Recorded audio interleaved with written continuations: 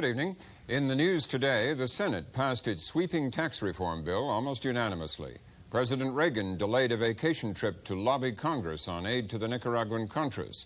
The Maryland medical examiner said cocaine killed basketball star Len Bias. For the first time since the 20s, the U.S. has become a debtor nation. We'll have the details of these stories in our news summary coming up. Judy Woodruff is in Washington tonight. Judy? Our main focus tonight is tax reform. We talk with Senators Robert Dole and Bill Bradley about the bill that passed the Senate, with Treasury Secretary James Baker about the administration's view, and with Congressman Dan Rostenkowski about the upcoming negotiations with the House. Then part two of our special series on America's immigrants, a close-up look at a Vietnamese student trying to excel in an American environment.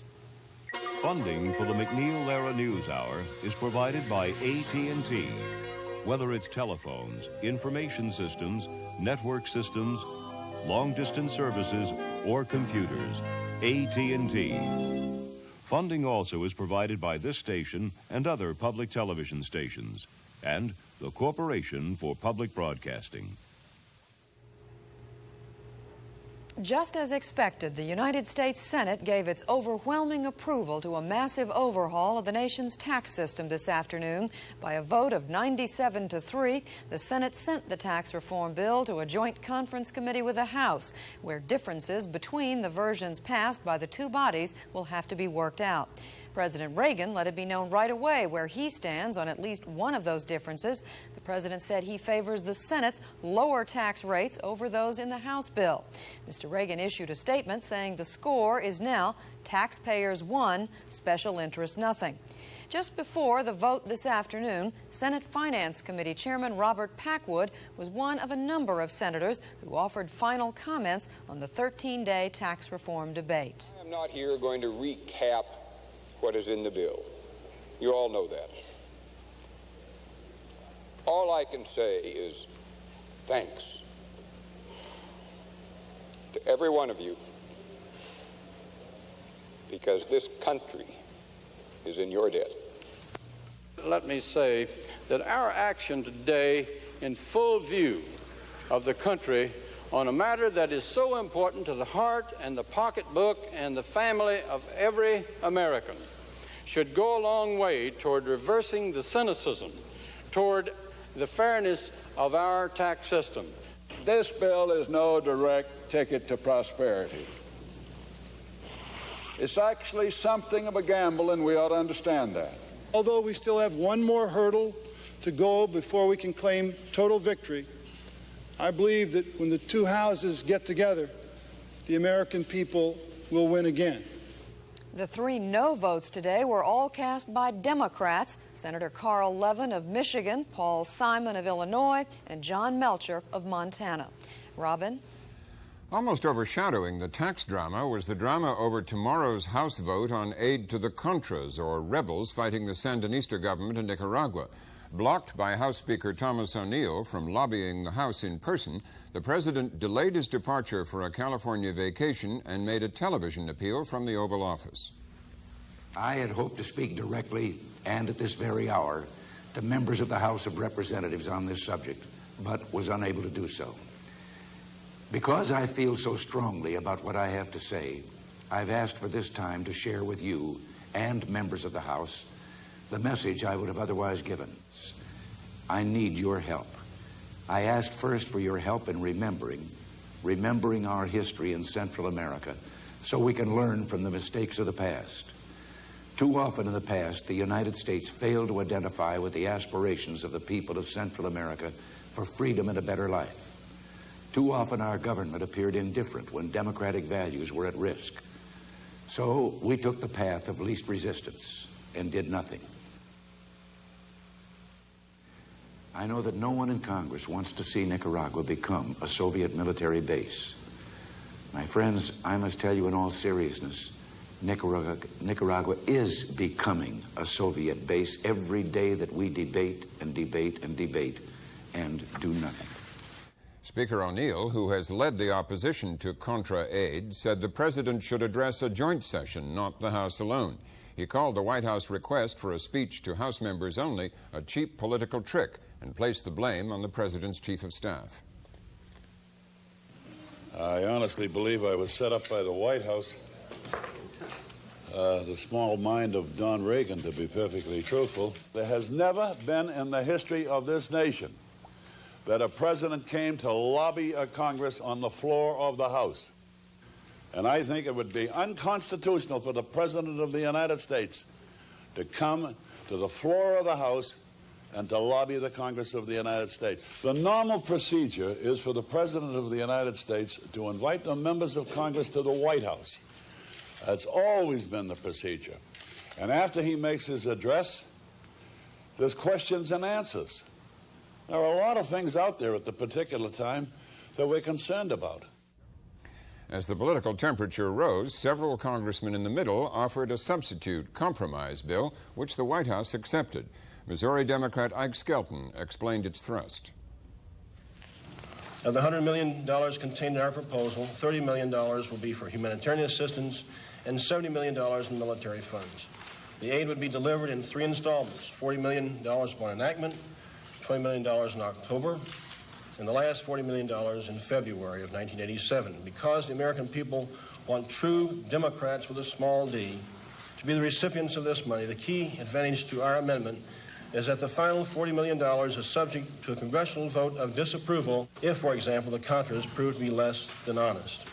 Our plan also provides the time and the flexibility for one last sound round of negotiations between the Nicaraguan rebel leaders and the Sandinista government. One of the president's leading House opponents on Contra aid, Democrat Michael Barnes of Maryland, said he also would offer a new bill. It would require the president to account for the $27 million in aid already voted for the Contras. Barnes predicted that tomorrow's vote would be close. Len Bias, the University of Maryland basketball star, died of cocaine intoxication, according to the Maryland State Medical Examiner. Dr. John Smilik told a news conference today that cocaine was probably taken only minutes before the 22-year-old athlete collapsed. Mr. Bias died of cocaine intoxication, which interrupted the normal electrical activity of his brain, which controlled his heartbeat. This resulted in the sudden onset of seizures and cardiac arrest. Further toxicological analysis showed that there was no alcohol or other drugs present in his system. Smilik also said it would be incorrect to call it a case of overdose. He added there was no evidence of any heart damage or disease. The prosecutor for the Maryland county where Bias died has said that if cocaine were ruled the cause of death, manslaughter charges might be brought against the person who supplied the drugs. A grand jury investigation of how the drugs got into Bias's dorm room could begin next week. In California, Beverly Hills police said that a man accused of killing 3 hostages at a fashionable jewelry store was also wanted for a jewel robbery in Nevada and had been convicted of burglary there. The gunman was identified as 22-year-old Stephen Livaditas. He is in a jail ward at a hospital suffering from burns inflicted in a clash with police while he was trying to escape. In South Africa's largest city, Johannesburg, 2 bombs exploded in crowded streets during the lunchtime rush. We have a report from Michael Burke of the BBC. The first bomb went off in a Wimpy bar at lunchtime, when it should have been packed with shoppers from department stores around, but was only half full. A 2-month-old baby was hurt by flying glass. 18 others were injured in this and the other explosions that followed. The bombings appeared to have been coordinated and directed at civilians. One went off outside the President Holiday Inn.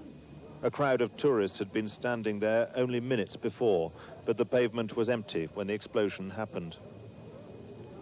The bomb was a limpet mine and seems to have been dropped in a rubbish bin. The authorities blamed the banned African National Congress. They've been held responsible for many explosions in the past. The government today announced 2 rather dubious achievements for the U.S. economy last year. First, that the U.S. became the world's largest debtor country in 1985. And in so doing that, America slipped into the status of a net debtor for the first time since the early part of the century. The Commerce Department said the country's international investment position was a negative $107 billion at the end of the year, Put in simple terms, that means that foreigners now own more U.S. investments than Americans have in foreign investments. On the cola wars front, the Philip Morris Company announced today that it has ended its agreement to sell 7-Up to PepsiCo Incorporated. That follows the Federal Trade Commission move last week to block that deal, as well as Coca-Cola's proposed buyout of Dr. Pepper. An American doctor reported today that an AIDS sufferer he treated is apparently well after cell and bone marrow transfusions from an identical twin. Reporting to the Second International AIDS Conference in Paris, Dr. Anthony Fauci of the National Institutes of Health in Bethesda, Maryland, cautioned that this is not a breakthrough. He called it a small but important building block of knowledge. Fauci said the patient was one of 3 treated with cells from healthy identical twins. 2 did not respond, but the 3rd is back at work and appears completely healthy. He said he would not recommend other patients to have bone marrow transplants because the first results need more study. Ahead on the NewsHour, a look at the Senate's tax reform bill with 2 key senators, the Secretary of the Treasury and the Chairman of the House Ways and Means Committee. And we have part 2 of our series on new immigrants. Tonight, the Vietnamese in California.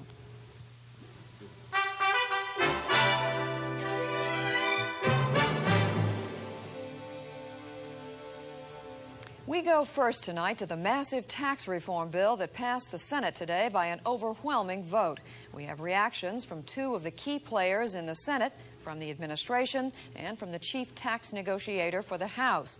But first we take a look at today's activity on the Senate floor, as senators from both sides of the aisle made their final comments at the end of the 13-day tax reform debate. I think it's obvious to everyone now that in 10 minutes we're going to have a vote, and that vote is going to be a great victory for America.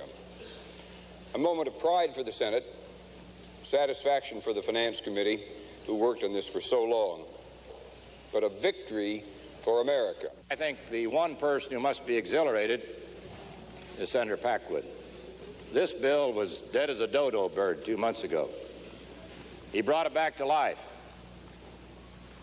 He took a bold move, got the attention not only of the Finance Committee, but the American people. I believe this may very well be the best revenue bill that has been passed during the 38 years I've been privileged to serve here in the Senate. I too thought like the majority leader a moment ago when he expressed it, this bill was dead as a dodo. And I felt that until 5:15 a.m. on the morning of May the 5th. And my telephone started ringing at 5:15 in the morning. And after about the 40th ring, Mr. President, I finally stumbled out in the den and picked up the phone, and I said, hello, and it was Senator Long. Senator Long says, hey, man, you weren't asleep, were you? And I said, no, sir, I was standing here waiting for you to call me. And he said, well, I just wanted to tell you, David, he says, Senator Packwood has a bill that is a good bill, that's a fair bill, and we ought to work with him to get it passed. And I knew then that something was about to happen. I have a statement to make now on why I'm not going to vote for the bill. You all remember Rube Goldberg? Rube Goldberg, that fellow that created the contraptions. Well, the Senate Finance Committee found him. They hired him, and they built this contraption. Pulleys, gears, bells, whistles. Typical Rube Goldberg crafted contraption. Brought it to the floor and said, this bill cannot be changed. I've been struggling as to how I will vote on this tax bill. And frankly, it has not been an easy decision. It's a close call.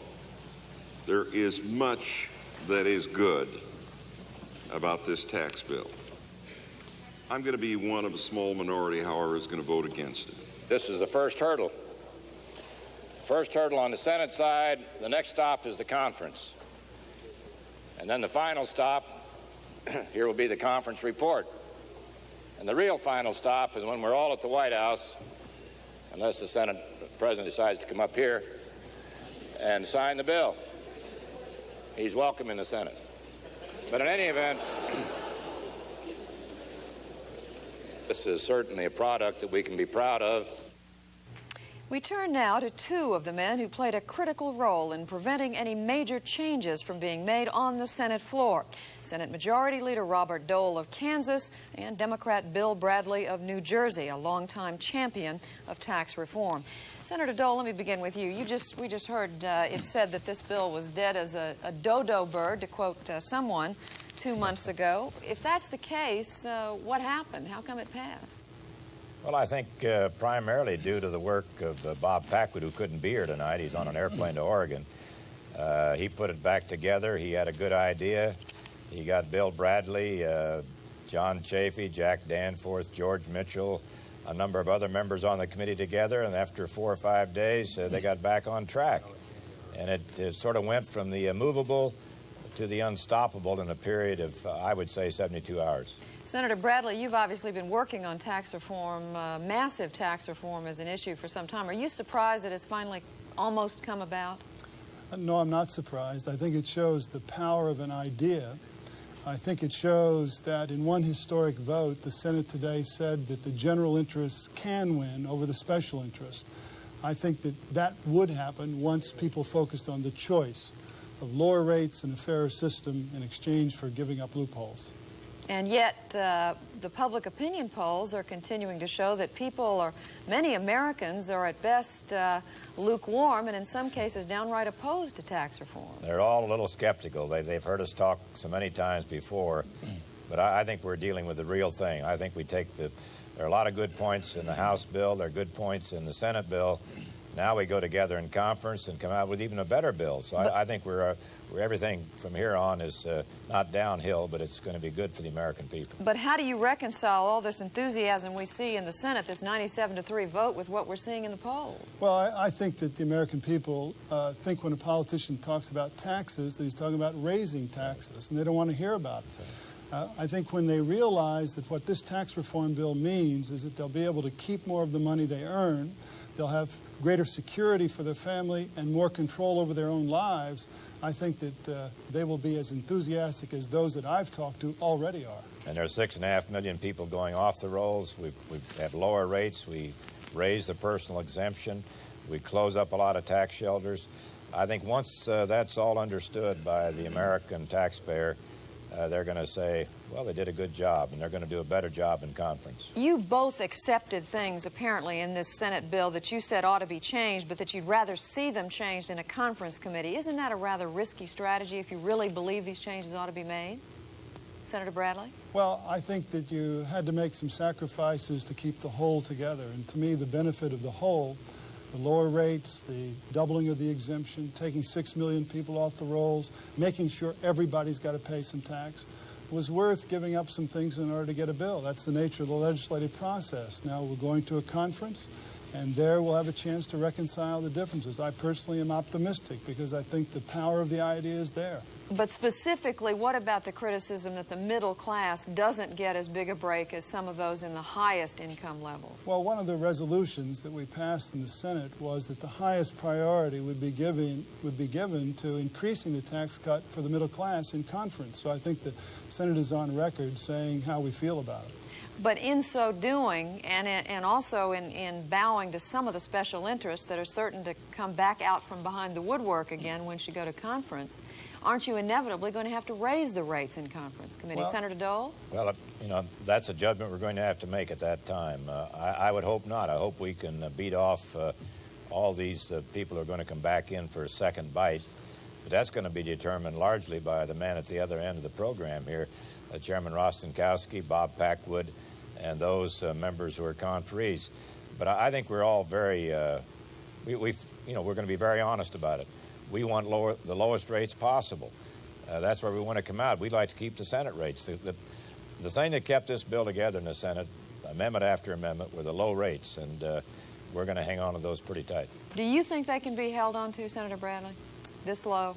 I'd sure like to try to get the rate as low as possible. I know in the House bill they eliminated a lot of loopholes that we didn't touch in the Senate. I think that clearly it's going to be a discussion, and I think, frankly, we'll come out with a bill that will be acceptable to both sides. Where the exact rate is going to be, who knows? I can't predict that right now. What would you like to see changed in the bill as it is right now? Well, I like the bill as it is. Obviously, I had a little problem with oil and gas and a few other of the provisions, but I'm certainly, on this day at least, very, very positive about what we did in the Senate today. I think it's an enormous achievement. Chairman Packwood deserves real credit, and I think that we should be proud of what we've done. Senator Dole, specifically, are there things that you can say now that you'd like to see fixed in the bill? Well, I'd like to see we start losing some of the benefits January 187. You don't get the tax cut till July 187. I'd like to see some way to bring those two together. I think otherwise there's going to be a lot of confusion. You're going to have less of a tax cut than you thought you were getting in 1987. You're not going to learn that until 1988.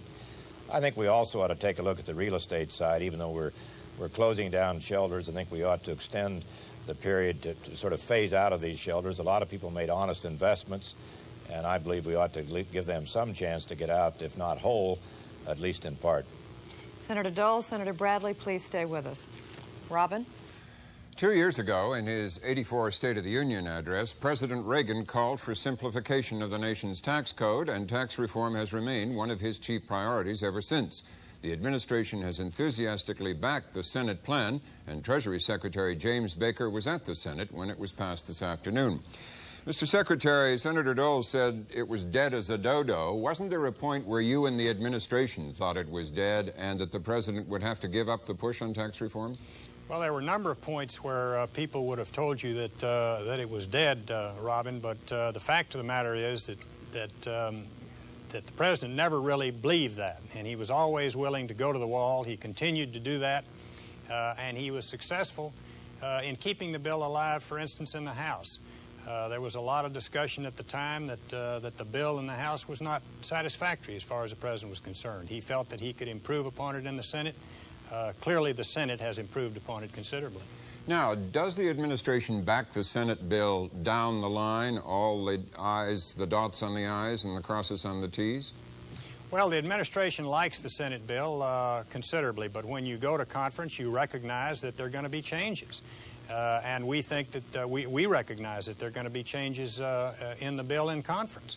We accept that fact. We feel the same way the two senators that you just interviewed feel, and that is that we ought to do whatever we can to keep these rates as low as possible. I don't think there's any disagreement, frankly, on that score from the House side. Are you and the administration going to be passive spectators in that conference process, or are you going to be lending your weight on the Senate side of the scales? Well, we'll be lending our weight for those principles that we believe in, the measures or the provisions which the president has identified as being very important to him, and he does have. He's got one or two commitments out there that he wants to make certain that he honors. But the fact of the matter is that the Senate bill goes a long ways on the individual side toward simplification. It eliminates 14 rates, reduces it to 2, and reduces the overall rates significantly, including the corporate rates. So we like what the Senate's done. We'd like to maintain as much of it as we could. In saying, can you hear me now? If you're putting your yes, I earpiece can hear back you. in. Fella. Okay. In saying you'd like to maintain the low rates as low as possible, do you bow to the inevitability of some increase in those rates, just given the arithmetic of the gap between those and the House version and the fact that some compromise will have to happen? We'd like to effect compromises and changes in the bill through some recourse other than increases in the rates, if that's possible, and I think to some degree it would be possible. How could you do that? Well, you could eliminate certain things that there's some things that would add revenue. There's some things in the House bill that you might like to see that weren't in the Senate bill, and there are ways to do it without necessarily resorting to an increase in rates.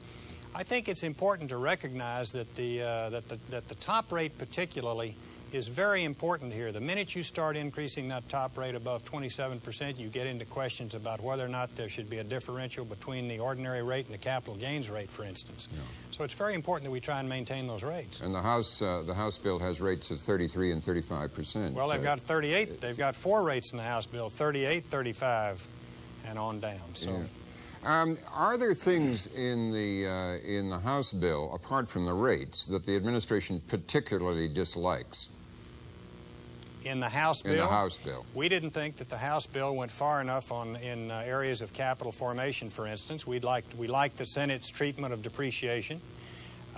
We think it's far improved, and basically on questions of spurring economic growth, we think the Senate bill is preferable. There's some very good things to be said about the House bill as well, and we recognize that there are going to be some compromises. And does the administration have a position it prefers on the way two industries are treated? The oil and gas industry, which is more favored in the Senate bill, and the real estate industry, which seems to be a bit more favored in the House bill. Do you have a position on those issues? Well, the administration has supported the Senate's treatment of the oil and gas industry, and the President has spoken specifically to that recently. He has pledged to do what he can to maintain current law treatment as far as the energy industry is concerned. We like the fact that the Senate bill goes a little bit farther than the House bill in eliminating some shelters, as a matter of fact, and particularly some shelters in the real estate area, although I would not disagree with what the Majority Leader just said a few minutes ago, that we've got to look at the question of retroactivity, and we've got to look to see whether or not the phase-out of the passive loss provision is sufficiently fair. Well, Mr. Secretary, thank you. We'll come back. Judy? Today's vote in the Senate marked the end of one struggle and the start of the next, the Joint House-Senate Conference Committee, which will now iron out differences between the versions passed by the two bodies. One person who will have a major say in determining how that struggle comes out is the chairman of the House Ways and Means Committee, Illinois Democrat Dan Rostenkowski. Mr. Rostenkowski, which one do you like better, the House or the Senate version? Well, I like H.R. 3838. I think we in the House have done a broad-based reform. I think, treated everybody fairly. Nobody really liked the bill, which would probably indicate that it was a good bill. I think that we've done some more corporate reform than the Senate version has. And I think when we go to conference that we'll negotiate there. I'd like to feel, and I do feel very enthusiastic about what's happened today. There were a lot of wakes in the corridors of the Ways and Means Committee. Thank God there was never a funeral. But we've managed to keep this bill alive, and I congratulate Senator Dole and my friend Bill Bradley and Bob Packwood for having done a tremendous job. Is there I honestly believe that we're two legislative bodies that differ, mainly because I don't think that I could pass the Senate bill in the House, and I don't think they could pass the House bill in the Senate. Is there anything in particular that you'd like to see preserved in the Senate bill? Well, there were certain buttons that I wouldn't press. I had a great deal of problems with state and local taxes, and of course the Senate provision denies the deductibility of state sales tax. The IRA provisions are some things that are very, very touchy in the House of Representatives, and I avoided going into that area.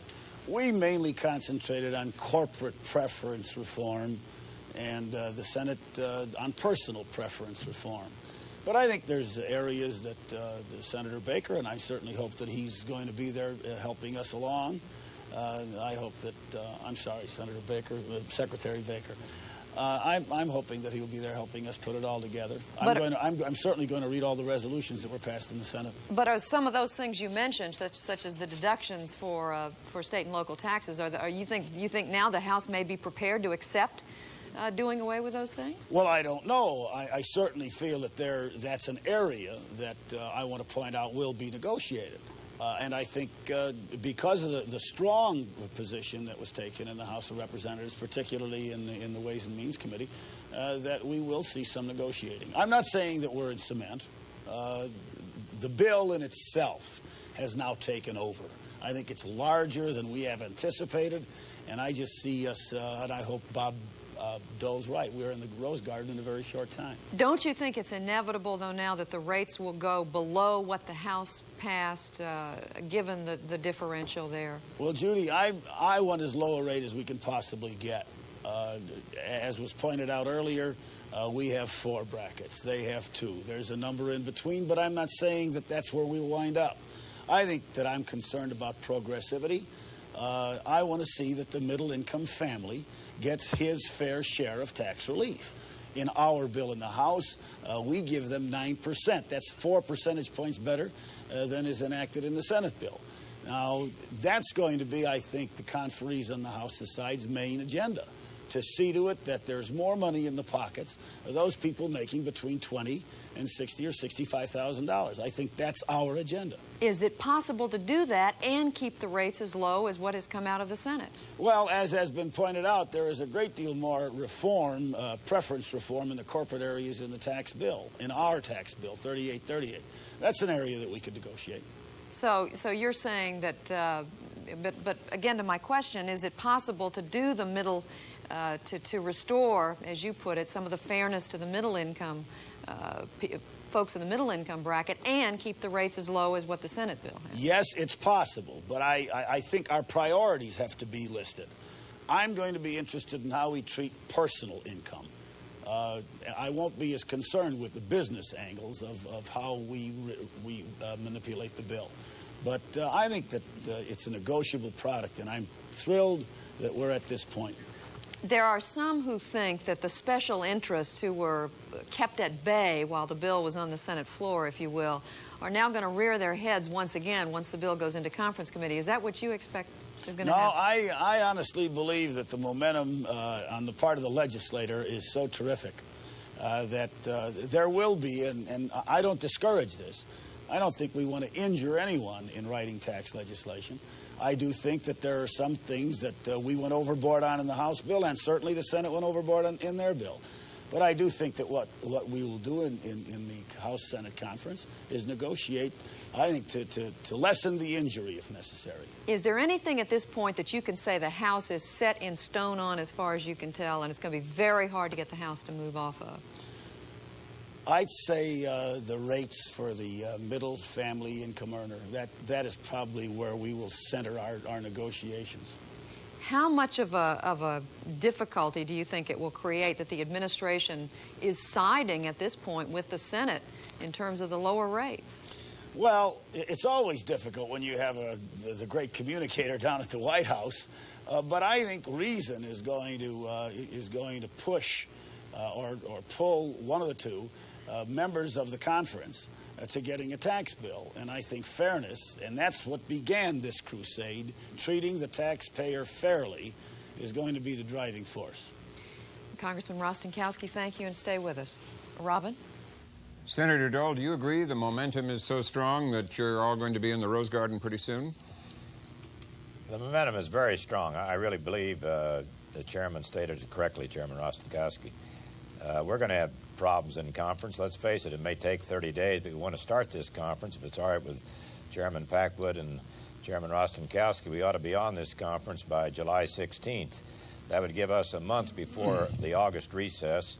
If we could complete our action then we'd be ready for a nice Rose Garden or some signing ceremony in some appropriate place, not for our benefit, but the benefit of the American taxpayer. Does that sound a reasonable timetable to you, Mr. Rostenkowski?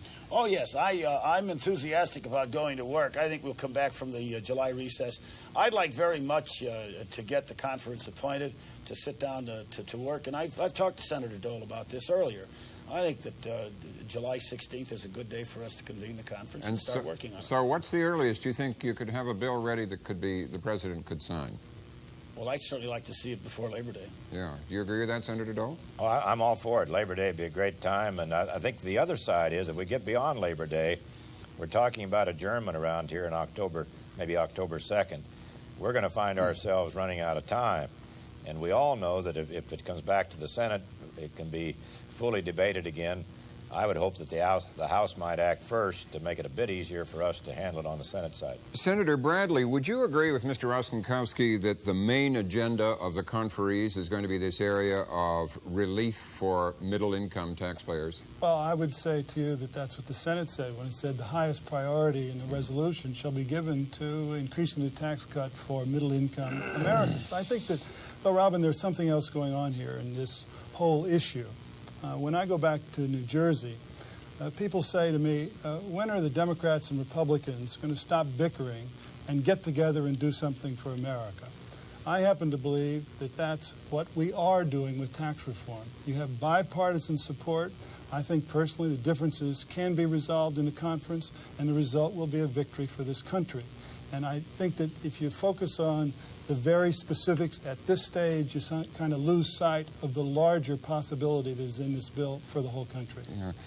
Secretary Baker, does the administration share the sense of priority or urgency that the Senate resolution does and Mr. Rostenkowski does to improve the situation for the middle-income taxpayer? Well, I think we would clearly like to see the middle-income taxpayer get the biggest break possible, Robin, but we don't want to see that done at the expense of economic growth in this country. And I think Senator Bradley hit the nail on the head when he said, let's back off here and stop looking too much in too much detail at specifics and look at what we now have within our grasp to give the American people. Let me just say something about this middle-income taxpayer thing, though, for a minute. This bill, the bill the Senate just passed, gives a 6.6% average tax reduction to taxpayers between the $20,000 to $50,000 income tax range. Now, that's normally what we consider the middle class. All taxpayers as a whole under the Senate bill get a 6.4% reduction. So the middle class taxpayer is treated very well. Now, Chairman Rostenkowski says quite properly, in my bill, the middle income taxpayer gets a larger percentage reduction. And we say that's true, Dan, but in your bill, it's at the expense of economic growth. Now, there will be a healthy debate about that in conference, but I think we ought to keep in mind that we don't. Everybody wants to help the middle-income taxpayer. You're talking about taxable income, taxable income, too. Yeah, and we're talking about, as the majority leader says, about taxable income. Well, Mr. Rostenkowski also said that the situation might be sweetened for the middle classes and referred to the way that corporate tax is treated. Is that what you're referring to, that they hit the corporations harder than you would like to see? Well, they do take on some preferences, quite frankly, on the corporate side that the Senate bill does not take on. But they also hit capital formation provisions, depreciation provisions, a lot harder than we think the economy, quite frankly, can stand. We think we've got to keep this economy growing. Chairman Rostenkowski, is this where one of the differences will really come, that you think that additional relief for the middle-income taxpayer could be paid for by looking harder at the corporate world? Is that what you're saying? Yes, I do. And I want to emphasize that we worked in the vineyard of the corporate preference. The Senate bill works more in the personal income vineyard. And I'm concerned about consumer taxes that are denied people. I'm concerned about the IRA that people have generally become accepted to and enjoy. I'm concerned, about where we're going with respect to the reduction of that person between $20,000 and $65,000. I think that that's the individual that really nurtured the tax reform idea. I think that we're going to see a conference that will have great debate and that will identify where we want to wind up with middle America. Robin, may I just say one thing? Isn't it fortunate that we're here talking about debating the scope and extent of a tax reduction that the middle-income class is going to get? Everybody admits they're going to get a healthy break under either bill. So the area of difference is rather small, it seems. Senator Dole, how do you feel about this emphasis between middle-income taxpayer and corporate preferences and capital growth and so on? Well, having been through a number of these conferences, I'm satisfied tonight just to be sort of celebrating the fact that we've gone this far. Obviously, I don't think we ought to start identifying differences. We ought to start identifying areas where we're in agreement, and that's going to be in many, many areas. We all want to help middle-class taxpayers, and we're going to be following our vote in the Senate on the resolution to try to find common ground with the House and still, deny some people a lot of these preferences. We believe that more people ought to avoid showing their income and ought to pay their just share of taxes. But I'm here to indicate we've all done a pretty good job. The House did a pretty good job by and large. We did a good job by and large. We'd like to go to conference now and do a better job. Senator Bradley, how do you, Mr. Rostenkowski also mentioned problems with the state and local taxes, particularly the Senate's provision denying some deductibility of sales tax. How key is that? How vital is that to keeping the package from your point of view? Well, obviously... Or is that a negotiable item? The Senate had its position. The House has its position. It's obviously going to be negotiated. Is that a huge revenue? Does that involve a huge amount of revenue? No, it doesn't involve a huge amount of revenue, and it doesn't involve 64 million American taxpayers who don't take the deduction.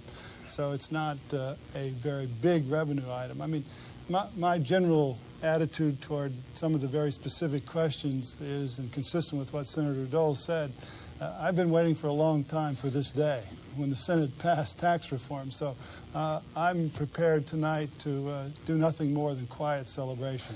Well, I've got to have some questions to ask you, gentlemen. If I don't ask you specifics, your quiet celebration... I expected you would, Robin, yeah. But I'll let you know how good I feel. How serious, from your point of view, Mr. Rostenkowski, is the sales tax question? Well, it's an item that I had a great deal of trouble with when I was negotiating my bill in the House of Representatives. I don't know that members in the states that have a heavy sales tax recognize that there is not going to be a concession. But you asked me where I would have problems delivering my members of the House of Representatives. These are areas that when we began this negotiation were very, very volatile and untouchable. Yeah. You've all indicated that everything is, to a degree, pretty well negotiable. Can everything be negotiable and keep this revenue neutral? Mr. Rostenkowski. Well, can you compromise everything out and come up with a bill that can be afforded without raising any new taxes? I think that's a demanding task. My bill is revenue neutral. The Senate bill has curves in it as to when revenues are in and out. But I think that's what we're going to a conference for. And I want to remind you, Robin, that the President of the United States, when we began this, talked about us negotiating our differences in a conference. What I'm ecstatic about is the fact that we're talking about going to the conference and that those areas of disagreement will become a part of a bill that I think we can present to each of our bodies and we can win with. Do you agree with that, Senator Dole, that everything could be compromised out in this and arrive at a bill that is revenue neutral? That there's nothing that is so vital to maintaining enough revenue to be able to afford it that it can't be compromised? Well, I think it depends on how you define compromise. What I term a compromise might not be suitable to Chairman Rostenkowski or Bill Bradley, but yes, I think generally we're going to find an area of compromise in the entire bill. And I don't want this program to end without paying also special thanks to Secretary Baker, who's been here in the thin times as well as the good times, and who must be a little excited tonight, too, about this victory for the American taxpayer. Is that true, Mr. Secretary? Very excited, yes, indeed. It's a nice feeling, Robin, and I want to say, let me just return the compliment, though. We wouldn't be here, quite frankly, if it weren't for the efforts of everybody that's here with you tonight. Well, on that note of sweetness and light, we will thank all of you very much for joining us. Thank you.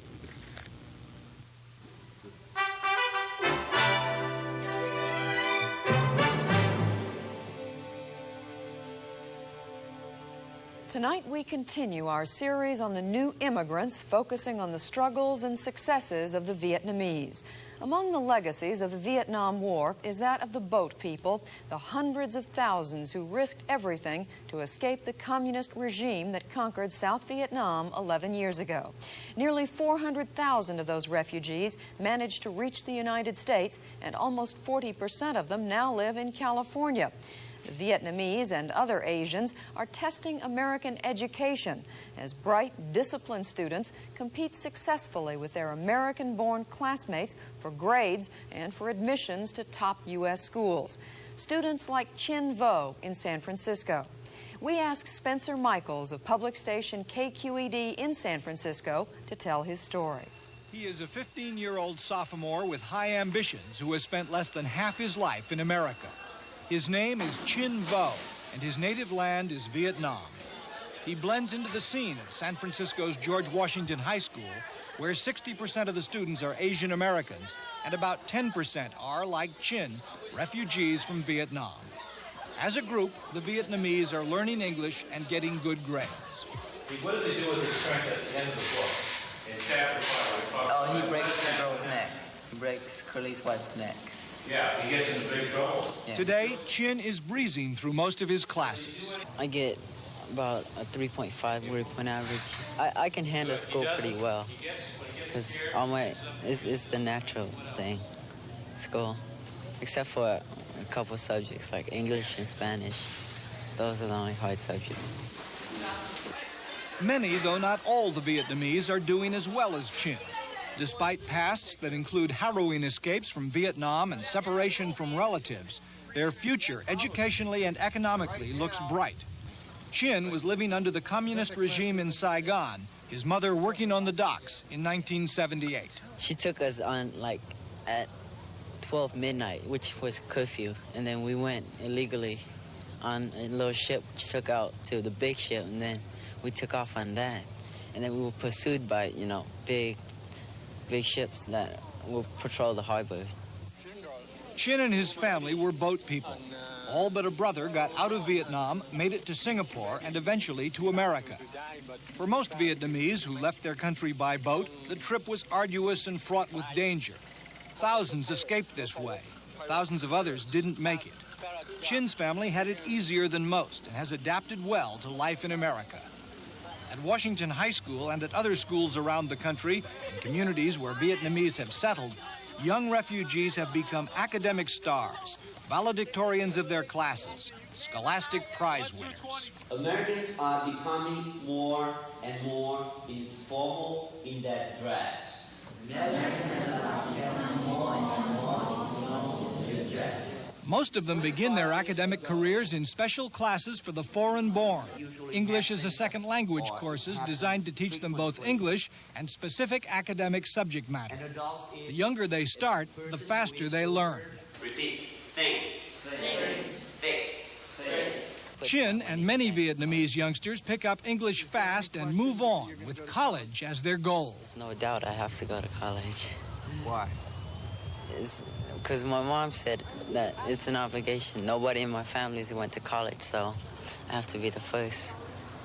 What do you think? Well, whatever makes her happy, I do it. Really? It's not about you? It doesn't matter. It's just, I gotta make, no, that's how I gotta repay her. I gotta repay her before, you know, it's too late. At home, Chin joins his mother and his three sisters at dinner. They are a close family, bound together by Vietnamese tradition, shared experiences, and respect for each other. She inspired us, really, all right?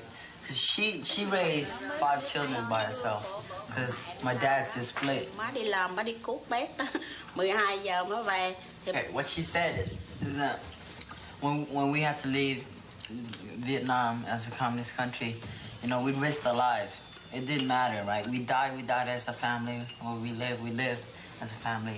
So we endured a lot of hardships through that stage. And now we came over here, we thought, you know, if we put an extra amount of work, we can build up a good business and a good life for ourselves. Practically every Vietnamese feels that kind of reverence and respect for parents. Gloria Lu's entire family remains in Vietnam. She was the only one able to get out, escaping by boat with a friend of her father in 1979. But even though her parents, brothers, and sisters are far away, this Washington High School senior is working hard, striving to achieve what she thinks they would want. After graduating from high school, I plan to attend San Francisco State University and majoring in nursing, and that's my dream. I have always been working very hard to make my goal, to prove them that I'll work hard and get my family pride. Don Trang Tram's mother and father encourage her to strive for success. She's a sophomore making nearly straight A's. And like classmate Chin Vo, it's for her parents. They just want me to work hard and go to a good college or something. But it's my decision to be what I want to be. I want to go to Stanford very much and study something in medical or science. Stanford, like many universities, is feeling the flood of Asian applicants. About 8% of the student body is Asian. Stanford and several Ivy League schools in the East have had to review their admissions policies toward Asians in the face of challenges over alleged discrimination. but they claim they don't discriminate. They treat Asians as they treat all applicants. Stanford sociologist Sandy Dornbush has been researching the reasons Asians, and especially Vietnamese, are achieving so well academically. On the average, the typical Vietnamese kid in this area is putting out twice as much effort on such things as homework as is typical of an American high school student. And we are finding increasingly then that this new wave of immigrants is a reflection of an old pattern in which immigrants work very hard and try to make it in this new country. They know they have big handicaps. School is the only game in town. This is the only way they're going to make it, they feel, and they want to make it. And so they are just trying very hard to overcome what they perceive as their handicaps. One of the major handicaps is English. At the University of California at Berkeley, where 25% of the student body is Asian, with increasing numbers of Vietnamese, many Asians shy away from humanities courses and concentrate in more technical fields, math, science, and computers. Professor of Ethnic Studies Ronald Takaki has seen the trend firsthand. They come here with a very high GPA, especially in physics, in math, and in the science and math-oriented fields. I'm a bioengineer right now, and I want to go into biomedical engineering. I have no problem with English or anything like that, but I know some people that, do have a problem. And so that since numbers are universal, math is, the universal language, that's easier for them to pick up. The success of Asians in those fields has created some resentment and hostility. I have friends who I know resent the Asian population here and how well they do, and there's the jokes about how they push the curve up. And, if there weren't so many Asians in my class, I could be getting an A. Such resentment appears to be fed by the study habits of many Asian students who may soon make up 40% of the population here. I used to live in the dorms last year, and we had what are known as gnomes, and those are people that never leave their room. They just sit and study. And it seems to me that there are a lot of people that do that, and seem to be the Asians. They represent the first generation to enter the university. They want to make sure that their education pays, that it leads to employment, which will help them get out of Chinatown. Chinatown and the Tenderloin, the first stops in San Francisco for Asian refugees. The Vietnamese congregate in the Tenderloin, a seamy, crowded, crime-ridden section of the city that has become a little Saigon, with grocery stores and shops dependent on refugees for their trade. The people who live here are poor. In fact, of the 365,000 Indo-Chinese refugees in California, 62% are receiving public assistance. Many Vietnamese feel comfortable here with others who share their language and experiences. Like many Americans at the bottom of the economic ladder, many remain on welfare, finding they can earn more that way than with a minimum wage job. But success stories abound. The owners of this sandwich shop started on welfare, opened a small restaurant, and now have added another. Whether poor or not, they do not neglect their children's education. Budak Vong runs the Center for Southeast Asian Refugee Resettlement. Even though refugee parents may not have money, he says, their children usually do well. We came from literally hell. We survived. Some of us died along the way. The parents basically sacrifice almost everything. It's not uncommon at all to see parents do without a lot of things, including even basic things like food and clothes, just so that they can put their kids into a good school. And the kids understand that. There are also a small fringe group who are not adjusting so well. They fall by the wayside in school. But by and large, I think the great majority of children in school are working that way. And many of the adults are trying too. This is a class for Vietnamese refugees who are trying to become janitors. Their main problem is with English. It is far more difficult for them than for children or teenagers. Connection between the faucet. The process. Chin Vo's mother owns a store in the Tenderloin in the same building as the refugee center. She caters to Vietnamese who want to send goods back to their relatives in Vietnam. According to Chin, this is a come down from her career in Vietnam. My mom, she owned a restaurant, a movie theater, and we were kind of pretty rich back then. Chin and his family are no longer rich. One of his brothers remains in Vietnam, a fact that colors his life in school, at home, and at his after-school job. He works at a natural food store, where the owner likes to hire Asians, he says, because of their motivation and their effort. Chin gives the money he makes to his mother, who banks it for his college. Chin's family lives in a middle-class neighborhood in a rented flat. His father left the family years ago, and so his mother is the principal support for Chin and his 3 sisters and others back in Vietnam. She feels she must instill traditional values in her children. We would, discipline to, you just try to do your best and achieve your goals. So, as, my sisters and I, we just try to do the best in school, and it came out well. When she came over here, she worked real hard. So, we looked at it as like she's doing it for us, so we had to give her back something. So we tend to work harder in school, at home, chores and everything. We try to work hard. For Chin Vo, his mother and sisters, and for the 500,000 Vietnamese who have fled to American shores, changing worlds has been exciting, though sometimes depressing. Their cultural and educational traditions have given them an edge in America, an edge they don't want to lose. While Chin can't forget his brother left in Vietnam and his own escape, mostly he is looking ahead, perhaps toward medical school or whatever field he chooses. This freedom here, You have your choice, It's open for you. You just gotta go get it. It's not like Vietnam. It's like everything's limited. There's no limit here. You're your own. You have your own goals, and you just go out and get it. Tomorrow night, we'll meet Manuel Caldera, a son of poor Mexican peasants who built a multi-million-dollar business in a field of high technology. Once again, the main stories of the day. The Senate passed its sweeping tax reform bill almost unanimously. President Reagan delayed a vacation trip to lobby Congress on aid to the Nicaraguan Contras. The Maryland medical examiner said cocaine killed basketball star Len Bias. For the first time since the 20s, the U.S. has become a debtor nation. Good night, Judy. Good night, Robin. That's our news hour for tonight. We'll be back tomorrow night. I'm Judy Woodruff. Thank you and good night. Funding for the MacNeil-Lehrer NewsHour is provided by AT&T.